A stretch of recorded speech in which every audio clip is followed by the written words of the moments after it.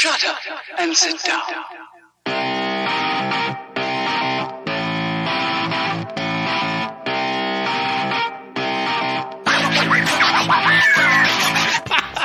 What's up, everybody? Welcome back to Third Shift's episode 310. And I, of course, am your host, your funky leader, the greatest man who's ever lived. It's me, it's Matt. And here's a spoiler alert. I actually wasn't pumped for the show because I went, I don't know what I'm going to talk about. I don't know. Now I'm pumped for the show because of stuff that happened pre-hitting record. And now I see Eric's trying to hold it in. He's trying to hold it in. Don't hold it in, Eric. Let it fly, because with us, as always, it's the light bearer, the light bringer, the light bearer, bringer, the Beastmaster. Thursday, it's Eric, and he's here to hiccup through his entire week and tell us how that was. Go, Eric, go.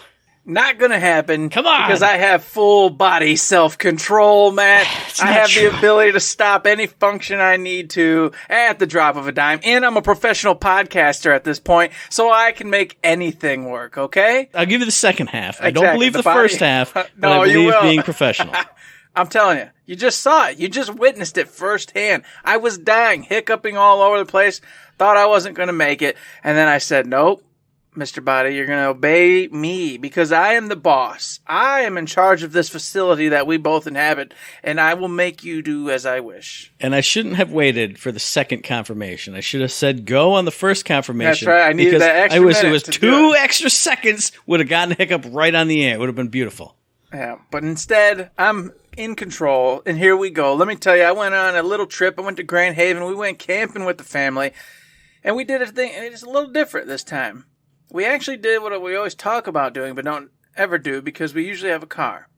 We didn't have a car this time because we didn't have the tow facilities for the RV, etc., etc.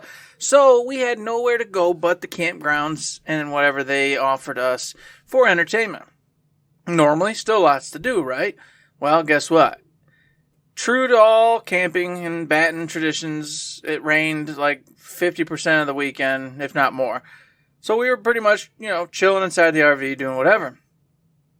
I got in the RV, in the AC, all comfy on a nice little couch, tucked in, set up my PlayStation 5, set up the TV, and just play Yakuza Like a Dragon.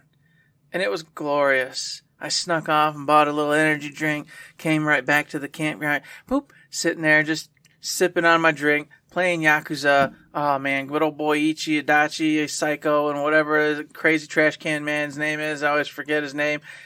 So many adventures. How can you forget Namba? He's the one who looks at Carl. Come on. That is true. You are correct in that.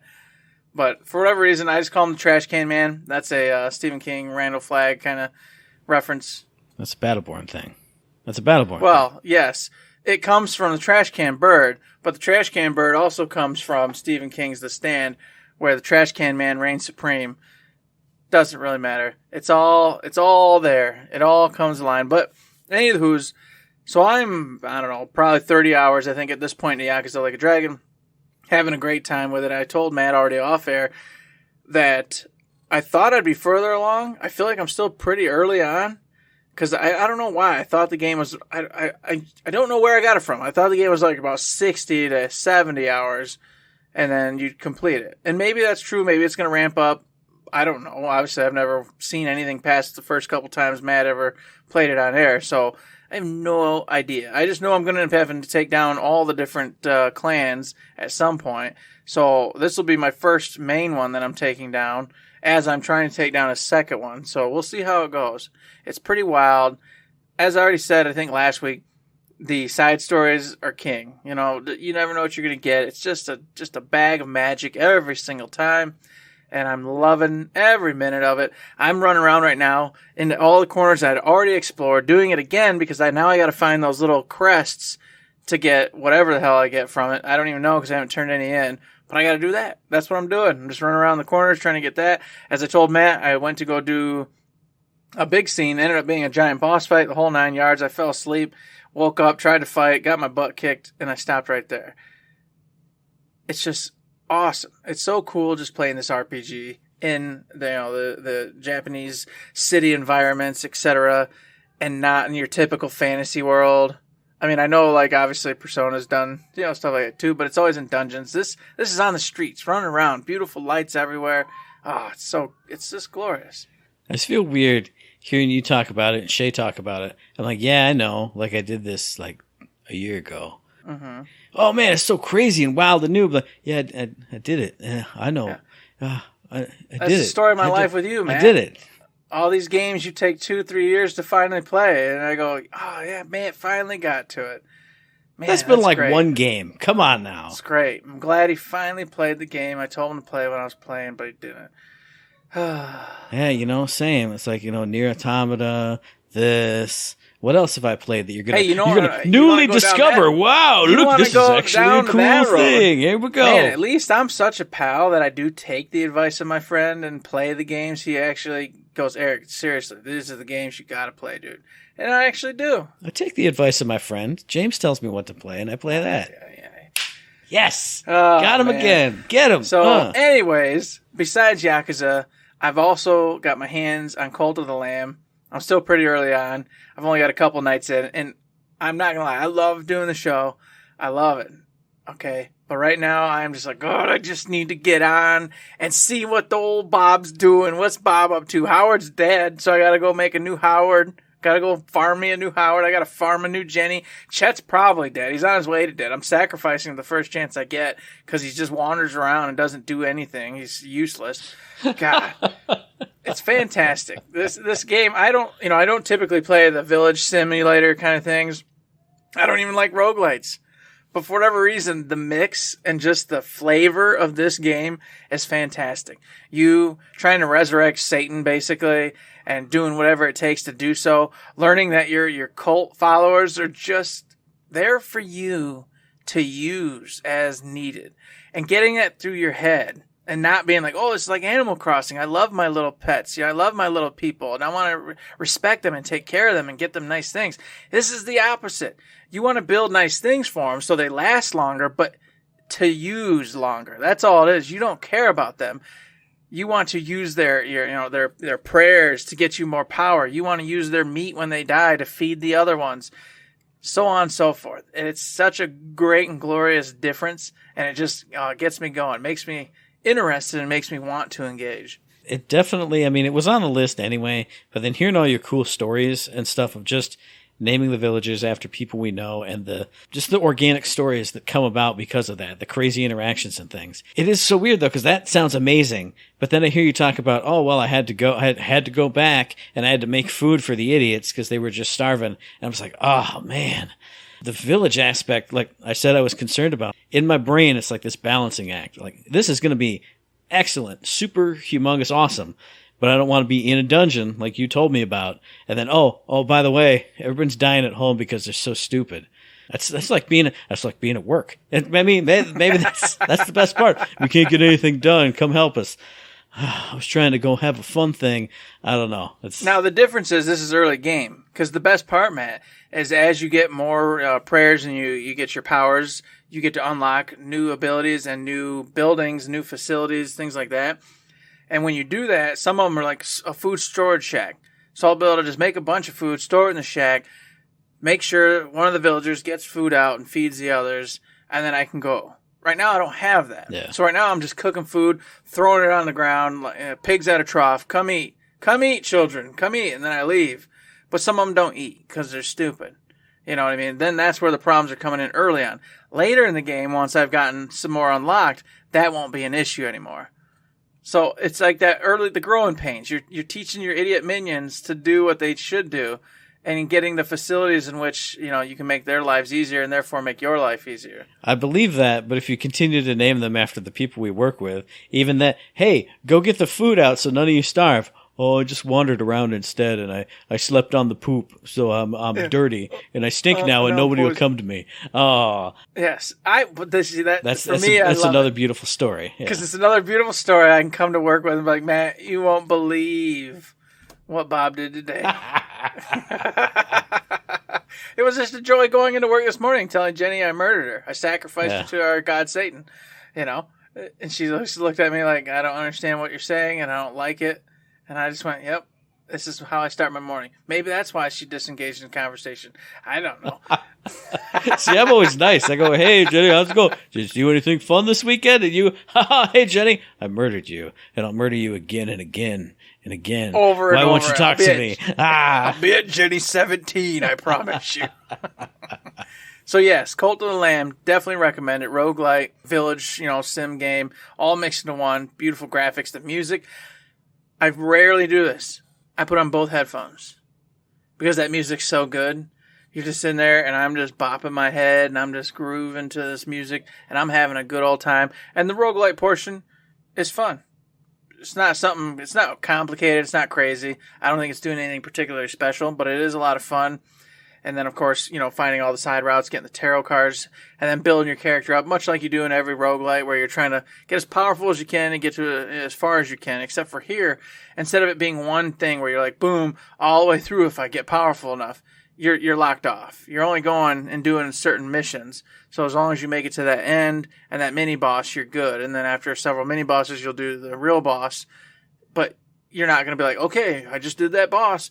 And then on, where'd you go? No, at that point, it's like, hey, good job. Go back to your village. And you go back and you do some more village sim stuff, and then you go back out. So nothing challenging so far, but it is fun. Having a great time.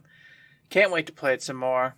Besides that, I haven't really played much else. Or if I have, it wasn't anything that's stuck in the old craw. So what about you, Matt? What the hell have you been up to? I feel like it's been a weird week. Because I feel like in my free time, I'm like harried with responsibilities and things I got to do. But then when I do get free time, I also feel really like languorous and just like, I'll just not do anything. So in the real world, it's just been a strange week. But I did go over the weekend and saw the Hat Box at Williamson Theater, a zany and hilarious play all about two sisters, and they're clearing out their dad's house because he just recently passed. They find something unexpected inside of a hat box in the closet, and zaniness ensues. It's just wild and hilarious and fun, but then also there are such good characters in that play. They kind of work all together, and they're kind of all enmeshed, and you kind of see everybody's faults and foibles as they go through this hilarious and zany situation. I don't know, really loved it, really enjoyed it. It's one of the ones I saw a reading of during their Giving Tuesday Playathon, and I was like, that's going to be good in a theater. And it damn sure was. So that was a ton of fun. Also over the weekend, watched some more League European Championships. I am so happy that for whatever reason, I caught that was on Twitch, and I'm just having fun watching League of Legends esports. Like I talked about before, resonating with certain teams, resonating with certain players, seeing that player pick that character, oh man, it's going to be a stop now because he always makes the plays. Malrang and Poppy, he's always making plays. He made plays again this last week. It was great. Fantastic. Speaking of great and fantastic, of course, watching New Japan Pro Wrestling's G1. It just finished last night, this morning in Japan. So right before this, I watched the finals. No spoilers for me, but every year the G1 is just incredible. If anybody likes pro wrestling at all, especially if you like Japanese style, it's just A tier, S tier, the best. But it's also kind of funny because it's the best like one-on-one strong style matches. Boom, boom, boom, boom, boom. Every card is amazing.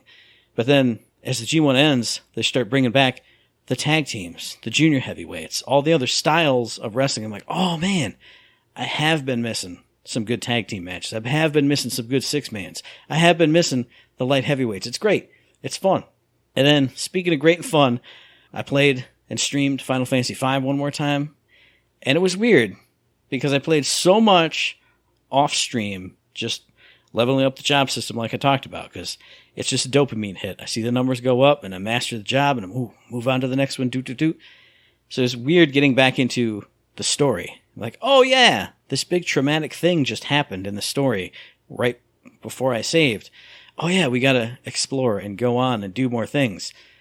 Okay, it feels weird. It feels like I'm in a spot where I should be done because I mastered all the things except for the hidden job class. But I'm not done. I got a whole other world to go. But then about halfway through that stream, it started feeling good, started feeling right on a Friday night. And it was just a lot of fun. And speaking of Friday night, I said that just as the saying that I do. Friday night, because Eric left, so I couldn't play Tiny Tina's Wonderland, so I haven't played that in like 8 weeks. But Friday night was, for some reason, I got on this PC, booted up my nice, beautiful new display, loaded up Steam. What am I doing today? I don't know. This thing, nah, that thing, nah. Let me just play a ton of the indie games that I have. You know, I've been playing here and there. I played some mini motorways, had a ton of fun with that. It's just like a zen, chill out, building the roadways and doing all the things. Had a ton of fun with that. And okay, I'm done with that. What's next? I haven't played FTL in like 8 years. Booted up that, did a couple runs of that. It's beautiful, it's hard, it's the space roguelite where you're on the ship and trying to escape from the bad guys, and every system you go into, there's usually some kind of problem. A beautiful game. Obviously, it was a hit way back in the day.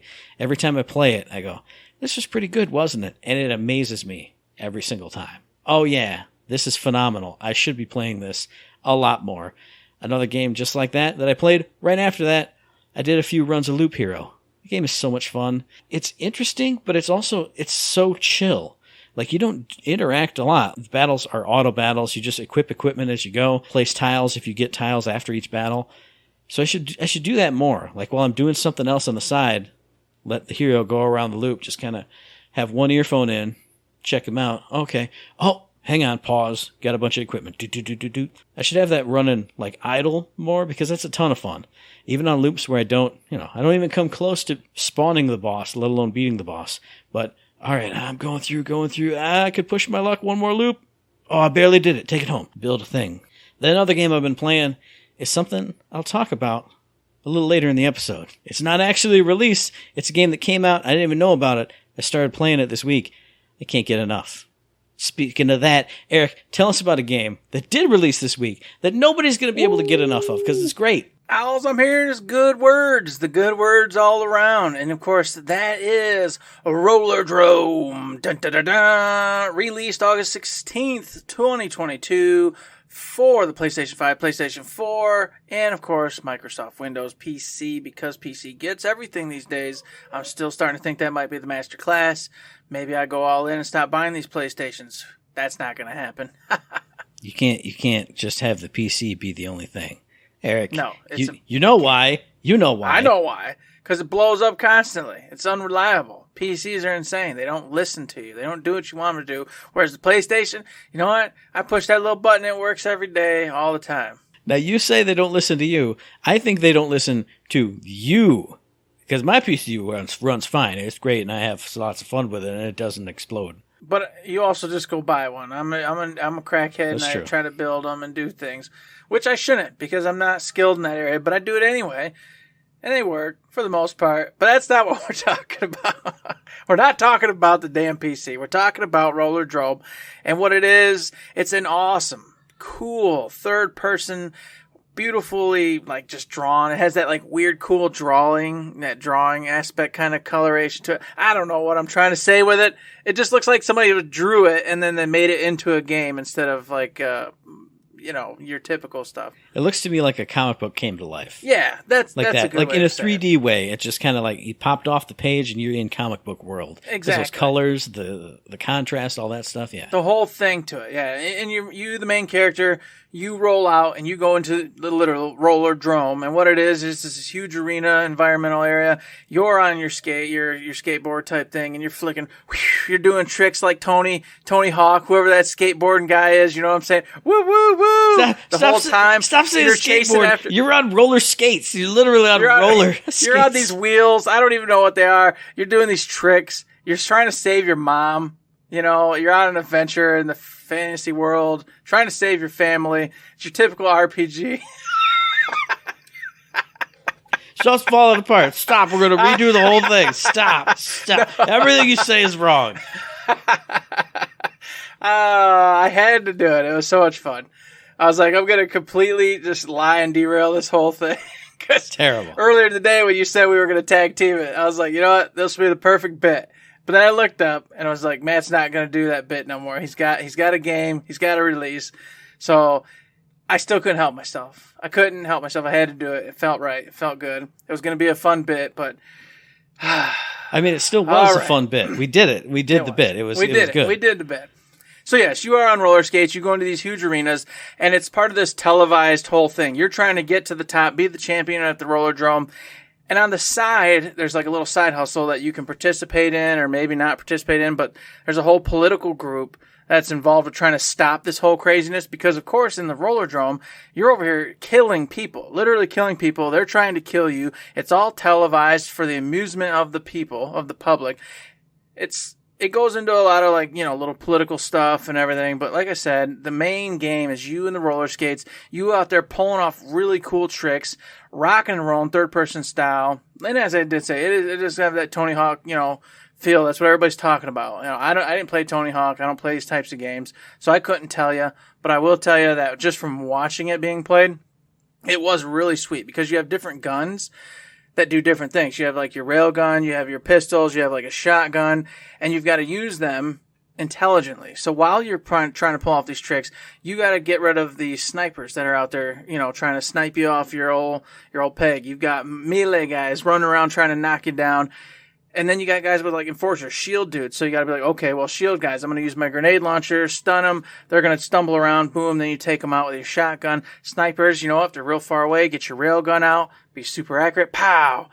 Just all sorts of cool, like little strategy involved while you're doing a cool little, backflips and making moves to get the people to like you in the game. And two things on that. One, the thing that I love the most, I watched a couple reviews of this because, like you said, I was thinking about tag teaming this until I decided to talk about my other game. But one of the things they kept showing off was, I can't remember, I think it was maybe the shotgun, but it might have been like the rifle type. The character would jump in the air, you'd hold the aim button down, and it slows down.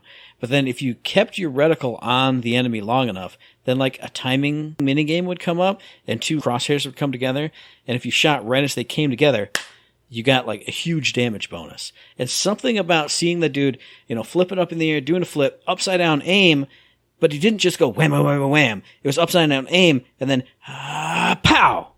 It just ticked all the boxes and tickled all my fancies. And then the other thing, see, we talked about the tricks. When you play this game, you look so cool doing whatever you're doing. One of the reviews I saw said, you can't fall. No. You can never blow a trick. So whenever you're doing tricks, you will always land them, and you will always look cool, and you will always look stylish.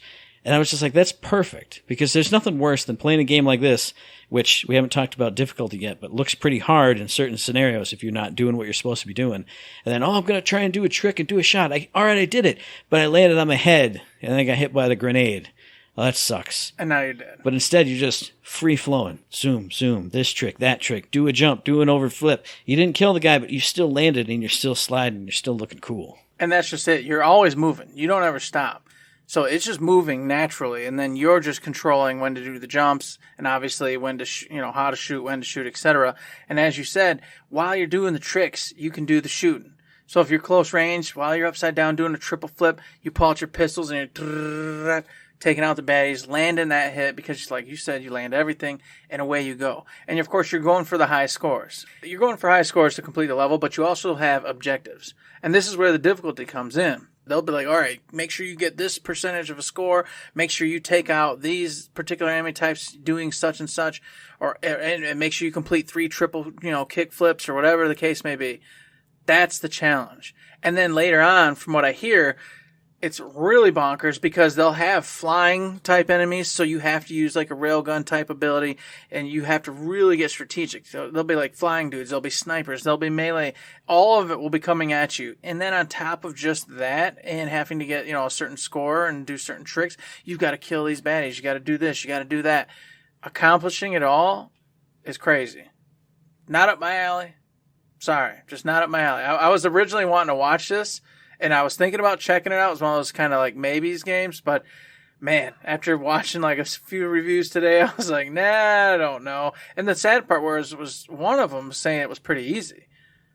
One of the reviews I was looking at was like, nah, it actually gets a little boring because you're just doing the same 10 tricks over, taking out these baddies, and it's no big deal. So maybe that individual is really good at the game. I don't know, but the other ones I heard were, it's a very challenging game. And can definitely, take you a minute to figure out. The bits I've heard from that is once you get your lines right, it's all easy. Like when you know how to approach a shield guy and a sniper guy and a this and that. Mm-hmm. The big review I watched was like a big 16-minute. It looks easy and it looks cool and it looks fun. But if you screw up at all, like you get yourself boxed into a corner, you're getting wrecked because snipers are always aiming at you. There's always something coming in at you. Rockets are always coming. And he showed a clip, tried to do a jump and it got stuck in a corner and fell down and it was like instant death, which also kind of is like the beautiful part because later in that review, he showed off like you have a dodge button. So if you can wait for that sniper's reticle to come and he's just about to shoot you, you do a perfect dodge, you get the ultimate slowdown. Now you're even doing cooler stuff. This is 100% up my alley. Like, I don't know about, I'm going to have to get this one on a Steam sale next year or something, because just watching it, this is one we talked about from the game, whichever game showcase it was. Yeah. We're like, that looks kind of cool. Mm-hmm. Now seeing it in real action with all kinds of enemies, that timing mini game, all the crazy stuff you can do. Like, man, I'm going to have to play this one. See, we went both ways. You ended up with a have to, I ended up with a no-go.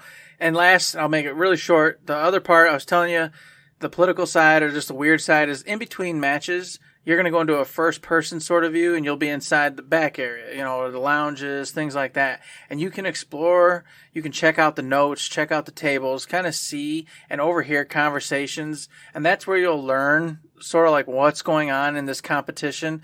And then you start to figure out and, unravel like you and the other players, rivalries, friendships, what the actual managers of this program are trying to do. And then stuff unravels. A story does unfold in it so that you will get, a whole bit out of this. So if that just sounds interesting to you, pick it up, check it out. Go check out some reviews like me and Matt did, because there are quite a few different takes on it, and most of them are all good overall, but they vary. So definitely check out a few. Go find the people you trust. That's what I'd always say. And make a decision from there. It's something else you should definitely check out if you're anything like me. Now, this is not a game that's going to appeal to everybody. But people who know me, and maybe I haven't talked about it much lately, but I love crosswords. I love word puzzles. I love anything like that. So a few weeks ago, maybe a month ago now, I was picking up a bunch of puzzle games on Steam, a Steam sale, puzzle games for $2, and I picked up Knotwords, and I was sold on the trailer alone. I've been playing it for about a week now, and I am double sold. If you like crosswords at all, or any kind of word management, like word fill-in type of thing, you have to get this game. Trust me, you will love it. For any of you who aren't sold right away, watch that trailer. You'll be sold right away. For anybody who doesn't want to go watch that trailer, let me tell you what it is. If you think of a crossword, you think of like a whole grid. But if you Google, hey, video game crosswords, you'll get those few where it's like a bunch of clues together and they're kind of spiraled off into, it's not a nice full grid. It's just cross, cross, cross, cross, cross. That's what this game is. But the unique aspect of it is there are no clues. There are no one down is blank, and then you figure out what the word is supposed to be. There are no clues at all. What they do have is one down, let's say it's just that, and then it crosses with one across, something like that. For a certain section of one down and possibly one across, it gives you the letters that need to fill into that section. You have to use every letter once, and you have to make words. And so for a different section of one down, maybe it's 2 different letters. And then maybe at the bottom of one down, it's another section of letters, but it crosses with 3 across. So you have to look at this section, kind of figure out, what word could I start making with these letters? And then look down to the next section. Does that continue with this, or am I totally off base on the top? But you can't just go making one down, because one across also has to make sense too. It's this beautiful, I almost want to say it's a mix of crossword and Sudoku, because in Sudoku, the numbers have to go in these certain areas, and they have certain rules with it. This takes that with letters and puts it into a crossword formula. And I say there are no clues. You can get hints in the game, and it'll tell you the definition of one down, and it'll blur out the word, and it'll say past infinitive form of this verb, blah, blah, blah, with the actual word crossed out. But that still is another whole different step, because you have to think of what word with this cluster of letters that only part of it is attached to this word could possibly, it's so interesting. It's such a brain burn.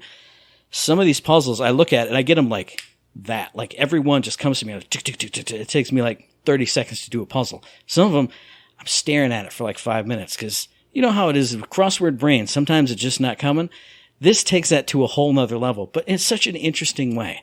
And then the best part about it is you have daily challenges. There's a daily mini. There's a daily standard. There's a daily twist, which combines aspects of P-Cross, because it shows you the puzzle, it shows you the letters, but then on the grid for the rows and the columns, it'll show you how many vowels are in that row or column.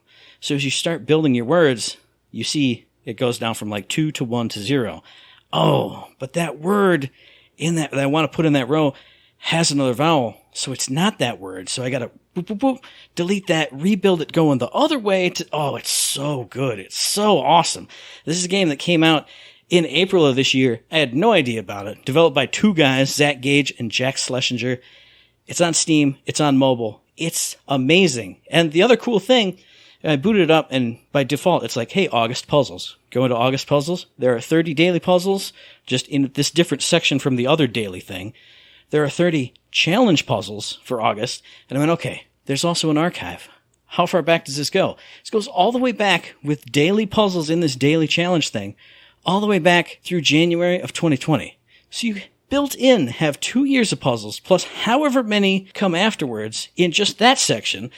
Then the daily ones, however long those are going, it's amazing. It scratches all the itches. I love this game. At the end of the day, when I'm exhausted and all I want to do is go to bed, I go, crap, I haven't played Knotwords yet. And I get on here, and I am deliciously happy. I love it. This is not a game for everyone. Some people might say it's not even a video game. It's a word logic puzzle alphabetizery game. I don't know. But it's amazing. And I love it. And I had to talk about it on the show at least once, because I bought it for like $2, not knowing anything about it. And it's beautiful. It's wonderful. If you subscribe to the New York Times crossword, you gotta get this too. It's great. I love it. Go get it. It's Knotwords. Get it, you nerds, you geeks. Get them crossword puzzles. Make them happen. Woo! I'm fine with that. You can call them whatever. It just makes me smile. It makes me happy. Well, I can tell you what put a smile on my face, Matt, and that is a leak. Amazon leak. Woo! We just got done whining and crying and going, man, it seems like Gearbox is doing anything. They're not working on nothing. And then we already just disproved that by saying, hey, doofuses, Tales, the latest Borderlands. You mean Tiny Tina's Wonderlands. Hey-o. That shows how much you've been playing out of town, Johnny. Exactly. Out of town Jones. Tiny Tina's Wonderlands just came out. We, of course, agreed. Yeah, we're crying for nothing. We're the ones not in there rocking and rolling like we should be. However, doesn't matter, because Amazon went ahead and posted up the deluxe edition of New Tales from the Borderlands, which, by itself, no big deal. Randy already announced that they were making this title and working on it. But what is a big deal? It has an October 21st release date. So it's right around the corner. And you know what else is right around the corner, Matt? We discussed it already. That's PAX West. Like early September 1st or 2nd or whatever. What's more perfect than announcing your new title for release 1 month from basically, well, it'll be almost 2 months, but whatever. Right around the corner from that freaking wonderful event. And this is one of those beautiful moments where we talked on the show, like, man, what's Gearbox up to? It feels like so long since they released anything. And I proved to you that was wrong thinking. But then like 2 weeks later or a week later, I can't even remember how, because time is funny now. They were like, hey, we're going to be at PAX West. We're going to have the showcase. Check it out. Announcements to come. And I went, what are they going to talk about? They got nothing to talk about. What are they even doing? I went back to Eric Brain from a week or two ago. And what could possibly be going on? Now, you know me. Unless anything is literally confirmed, I always say interesting if true. I looked it up. I looked up all the deets and looked at the stuff. Looks legit. IGN was posting up about it. All the usual outlets all posting the usual up about suspects, it. Yeah. I'm hyped for it because we, as soon as it was announced, were ridiculously hyped for Tales from the Borderlands 2. So if this is true, I'm super excited for it to come out later this year because Tales from the Borderlands was fun, will be fun.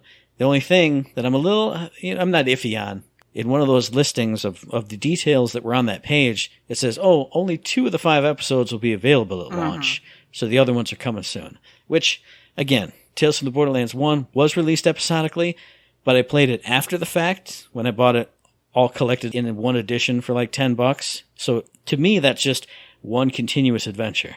This one, I will have to bite-size it, if this is true, interesting if true, but I'm still looking forward to it. And if it comes out this year and gives us something to be hyped for, all the better. And it's as you said, they're going to have the first 2 popping out immediately. It's going to be a 5-part story.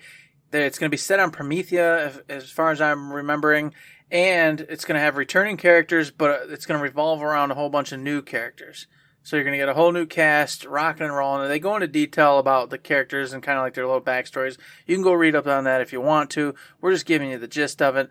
So expect a fun Promethea storyline. Expect some returning characters. But, as Matt said, you will not get the whole story. You will only get the first 2 parts. So we will be waiting patiently to get to the end of that story, which I didn't have to do because I played Tales later on, so it was already done. I got to just eat it all at once. Yeah. So this is going to be a different feel for me, and it's going to be real sad because I have a feeling, of course, I'm going to be chomping at the bit to get Part 3, Part 4, and Part 5 to finish it up. But maybe it'll actually be better because I can savor it. You know, I'll actually be able to enjoy it for a longer period of time and keep it in the wheelhouse, keep it in the memory, keep it rocking and rolling, keep that conversation flowing. Who knows? But at least one piece of news has got me stoked for some Gearbox action. Yeah, this one has me torn because I played the original Walking Dead Season 1 as they came out. And they came out so frequently that it wasn't like, oh, that was like 6 months ago. I barely remember it. But at the same time, I played through Tales from the Borderlands 1 like over a weekend, and it was just chomp, it's done. So if they come out relatively soon, like a month apart, it'll still be fresh in the memory, and I can be like, all right, going back to hang out with my friends. Can't wait to see what zaniness we're up to this time, which I'm sure they will, because that's how episodic games usually work, other than Final Fantasy VII Remake. But you get what I'm saying. I would love to eat it all in one go, but if they stretch it out just enough, it'll also be a lot of fun.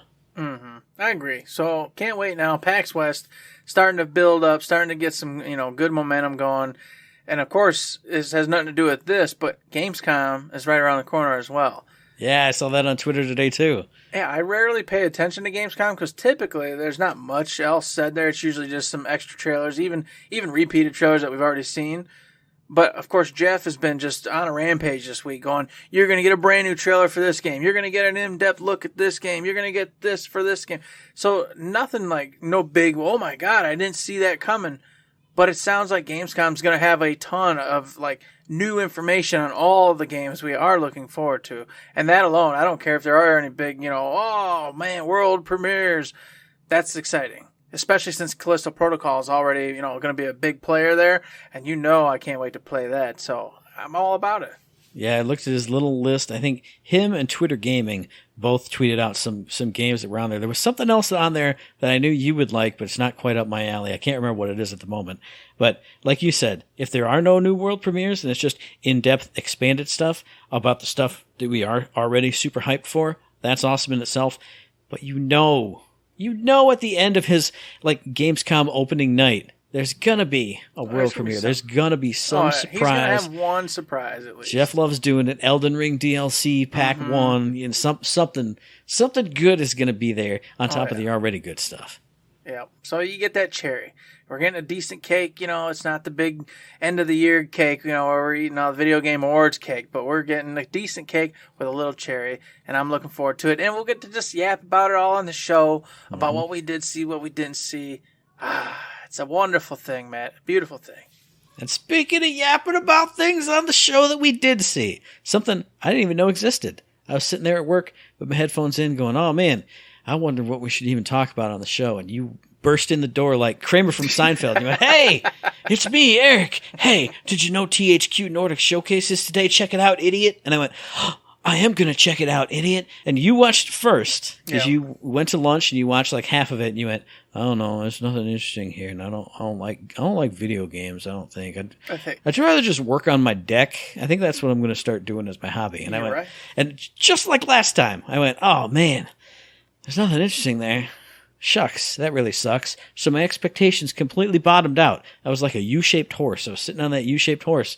And then I started watching it, and there were some things I'm not really that interested in. Lots of RTS stuff, genres I don't really touch that often. But then at certain points, that horse turned from a U, he went boing, and he was an N-shaped horse. And I went, oh, I'm riding high because there's good stuff here that I'm excited for.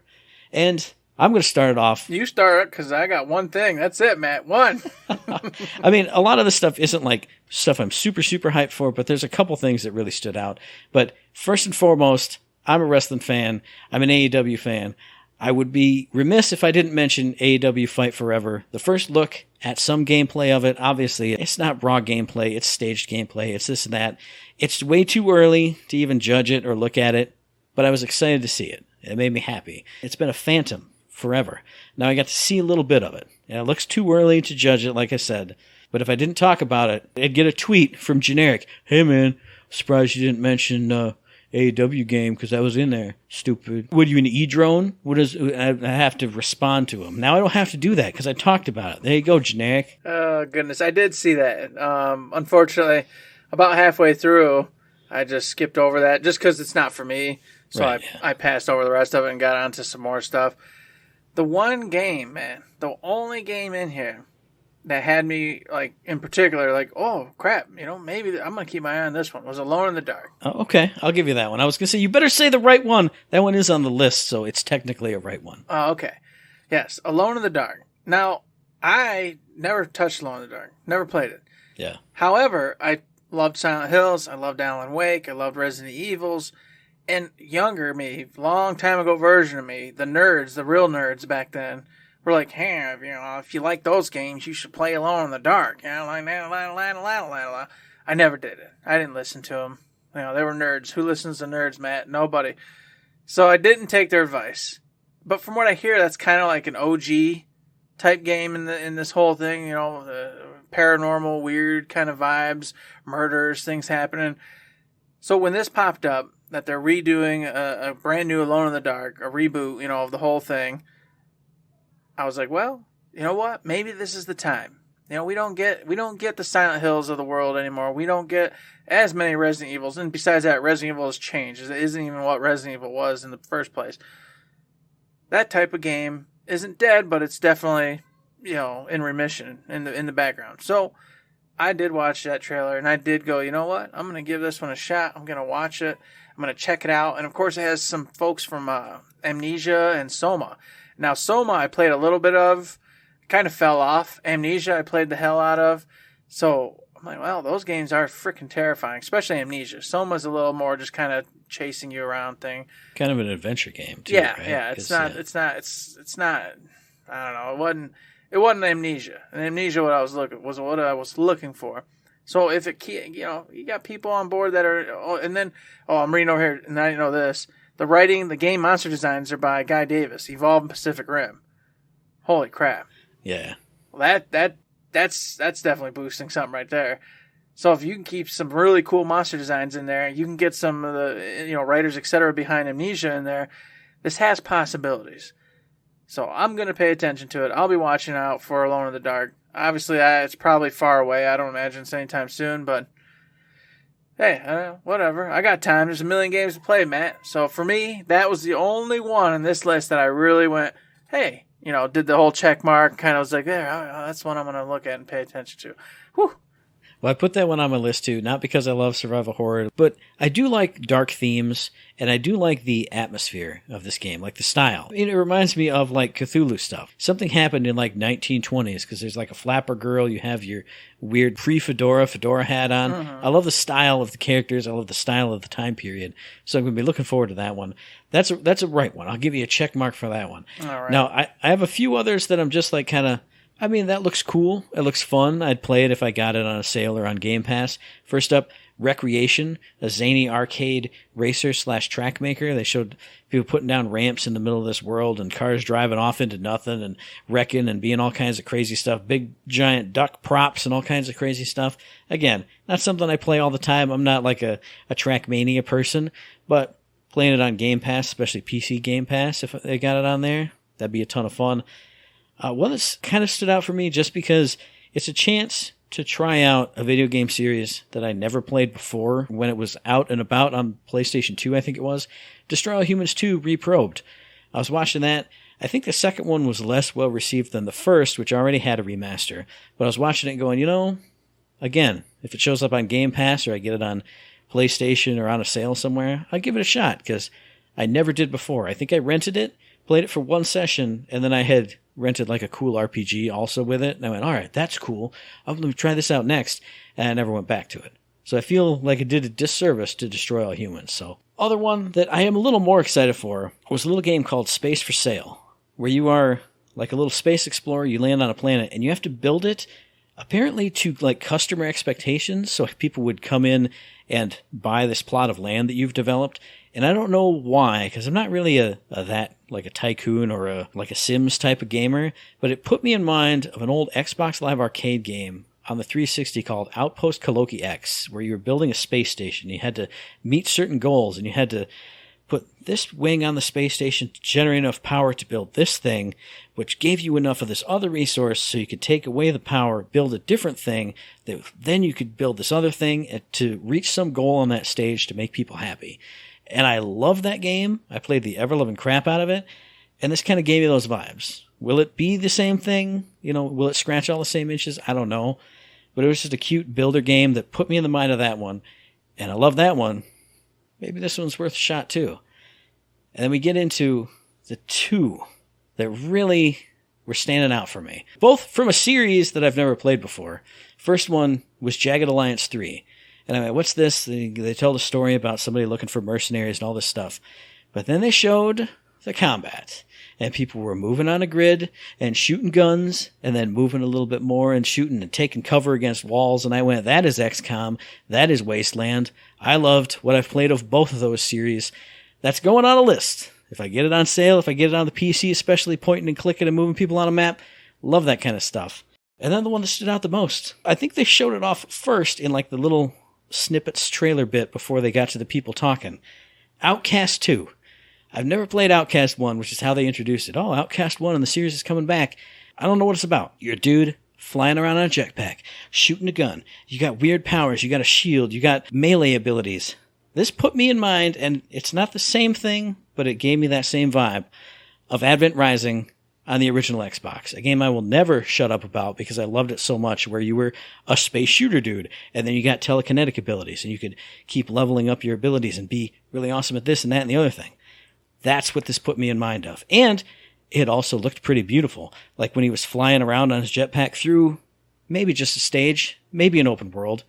It looked gorgeous. And then to hit me with those nostalgia vibes, it just punched me right in the kidneys with him. And I went, I have to get this game. I don't know anything about the Outcast series. I'm going to obviously watch more trailers when they get closer to it, watch a review when it comes out. But it put me in the Advent Rising zone. And if you put me in that zone, I am a happy camper. So you put me in an Outpost Koloki X zone, you put me in an Advent Rising zone, I have all the nostalgia things. This was a great showcase. I loved it. Look at that. Gosh bless. I'm glad you did, man. I'm glad you loved it. I'm glad there was some stuff for you. Outcast 2, I would say, was the only other one that was mildly in my alley. I was like, well, that just looks fun. And like you said, it does look gorgeous. Yeah. Flying around. Who doesn't love flying around? So I was like, maybe there's something here. But to be honest, with so many games on the horizon, I went, all right, Eric, be realistic. What's the one game you are probably going to actually really check out, which was Alone in the Dark. If any of those sounded good to you, maybe go check it out. THQ Nordic Showcase 2022. That just happened. Now, I'm right in saying Embracer Group owns THQ Nordic, right? Let me Google it quick. I was immediately going to say yes, but I feel like last time we said things, we were completely off base. I don't want to be completely off base, but I'm like 90% sure of that. I think and it's so confusing. Like, it's this giant fish, because THQ Nordic owns a ton of entities, IPs, etc. at this point. But I think Embracer Group owns them, and Embracer Group owns a billion other IPs and entities. And of course, I bring all this up because just today, Matt, Lord of the Rings was bought by the Embracer Group.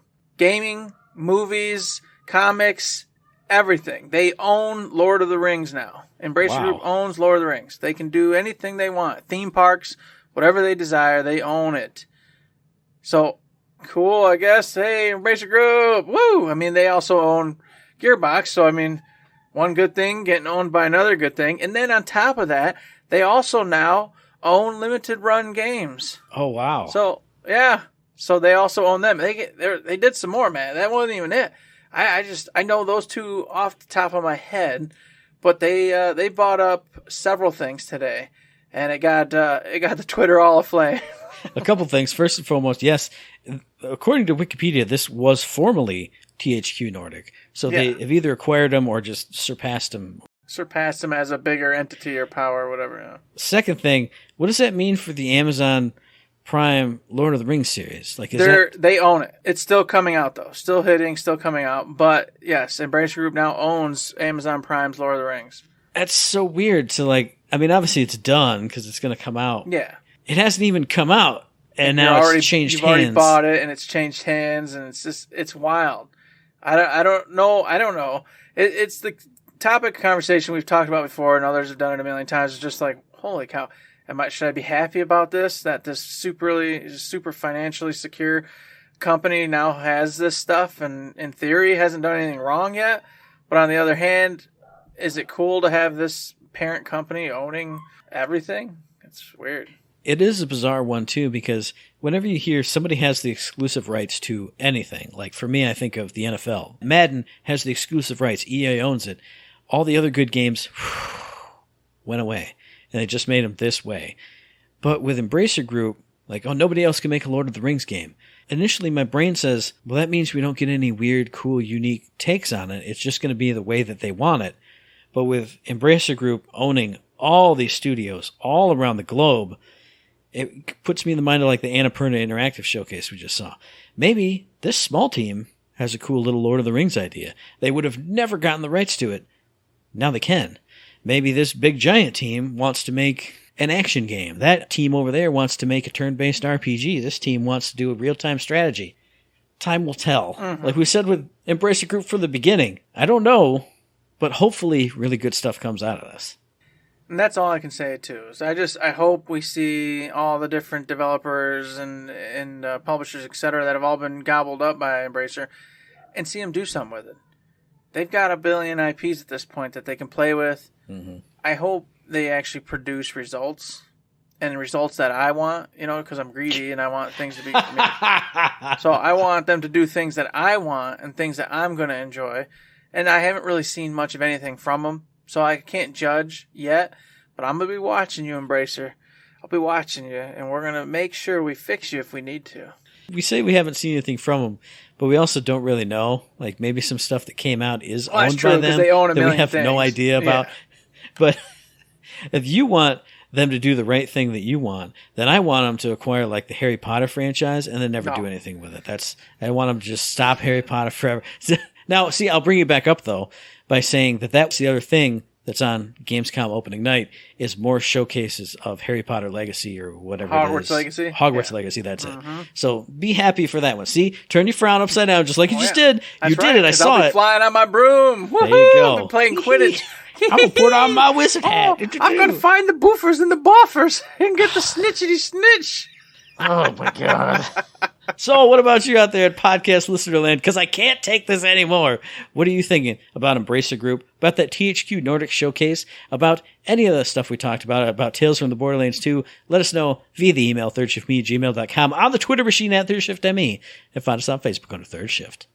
Ooh, you know it. We are over there on the Facebook. We're also over on Patreon. Yes, you like what we're doing, like what you hear, consider going over there and treating it like a little tip jar. Throw $3 our way, $5, $1,000. Any kind of bucks helps us out, keeps those lights on, keeps the bills paid, lets us stay on the internet. All very much appreciated by yours truly, Mr. Eric, and of course, the individual over there who hates Harry Potter, Mr. Matt. We both appreciate it a lot, okay? And all of you who've ever thrown a few bucks our way, thank you so very much. But for those of you who haven't, but have also come on to like Matt's Twitch streams, have sent in questions, done any sort of interaction with us, hey, big thank you and a shout out to you as well. Because, apparently for human beings, taking a minute of your time is a very difficult thing to do. We've learned that the tough way. So I appreciate it that you have taken those few minutes of your time in your life to come say hi to us and come hang out for a minute. It's very much appreciated, and we thank you so very much. And we thank you very much for listening to the very next episode, which should be dropping on the 25th of August, the day before a fantastic day for you and me and Baby Makes 3. Whatever the saying is. And you can find that episode on iTunes, on Stitcher, on Podbean, on Spotify, and on YouTube. I'm cutting that out, by the way. And as I always say, hey, if you like what we're doing, you'd like to help us out, please give us a like, a rating, review, a comment, a subscription, any kind of good thing on any one of those good services, because it does help us out, and we really do appreciate it. And check me out, twitch.tv/ThirdShiftMe. Drop me a follow and a Prime sub, and just comment and say hello, and say you're actually really bad at playing this game. And I'll go, I know, but I'm scared, and I don't like to do bad stuff. And I want to be overpowered, so I'm just going to do this, and you're going to accept it, and it's going to be okay. Well, see, that's the beautiful part. I mastered all the job classes, but it didn't make me too overpowered. Because it's just, you unlock new abilities. Yeah, it's not like skills. Yeah, see? It's not too bad. So it works out perfectly. All right, you're still legit. You're still on track. Don't even worry about it, Matt. But this is the last moment. This is where I go, man, you know what? Them 5-star reviews, I'm telling you. This is where Matt goes, woo-wee! Hot diggity daffodils. We got a new one. Hey-oh! And I don't know what I did last week. I know I did something bad. I did something bad last week. I don't know if I threatened you guys again or if, I remember what I did. Gave you a little ASMR. I didn't get a 5-star review off of that? You kidding me? Did you hear the crunch? Did you hear the crunch? I got a 5-star rating from Matt off the crunch and then a 0-star rating for the aftermath of it. But it doesn't matter. The crunch was all you're there for. I give you that and I don't get a 5-star rating? Are you kidding me? You kidding me, people? I'm telling you what. You go find your grandma. You go find your grandma because you're obviously never going to do it because you're worthless. Go find your grandma and tell her to give us a 5-star rating and then show her how to get on there and do it because she probably doesn't know. And if she does know, that means she's 10 times better than you are. So go out and do that. We appreciate it. Thank you so much, everybody. Woo!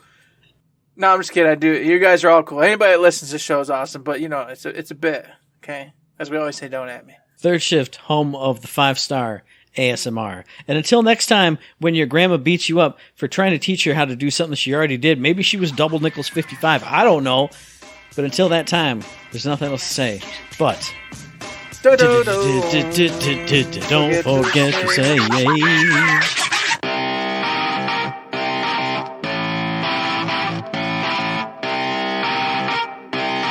Shut up and sit down.